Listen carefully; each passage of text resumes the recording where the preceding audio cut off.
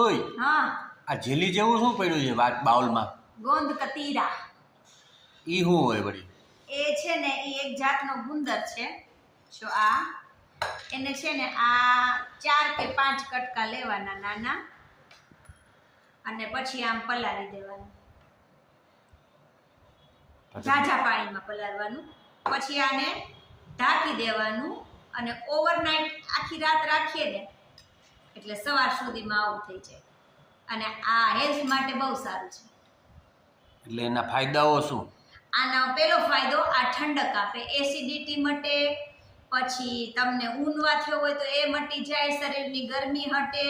બીજો ફાયદો, આનાથી બીપી કંટ્રોલમાં આવે. ત્રીજો ફાયદો, આનાથી આતેડાના રોગ દૂર થાય, કબજિયાત મટી જાય.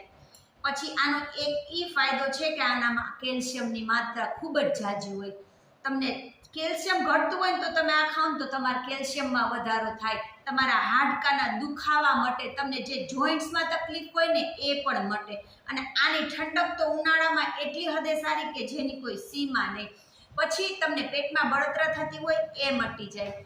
તમને જો કોઈ પણ સિઝનલ તકલીફો થતી હોય ને, જો તમે આ ખાવાનું ચાલુ કરો ને તો તમને સિઝનલ તકલીફો પણ મટી જાય. એટલે આના તો ખૂબ જ ફાયદા છે. તમારી ઇમ્યુનિટી વધે, પાચન શક્તિ વધે, એટલે ખૂબ જ સારું છે શરીર માટે. અને આ લેવું જરૂર છે. આને લેવાય કેમ?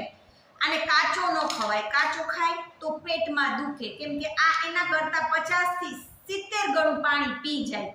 એટલે એને રાત્રે પલાળવાનો, આખી રાતમાં એ પાણી પીવે, આવું થઈ જાય. પછી આ જેલીમાં દૂધ નાખીને પીવાય, લીંબુ શરબતમાં નાખીને પીવાય, એમને મિશ્રી નાખીને પીવાય.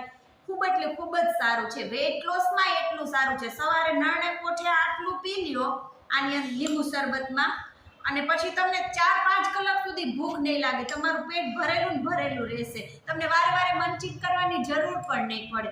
એટલે અત્યારે આ તો બહુ જ સારું છે. અને આવી ગરમી, આ વખતેની ગરમી એટલી છે એટલે આ ગરમીમાં ખૂબ જ ફાયદાકારક છે. ખૂબ જ લેવું જોઈએ.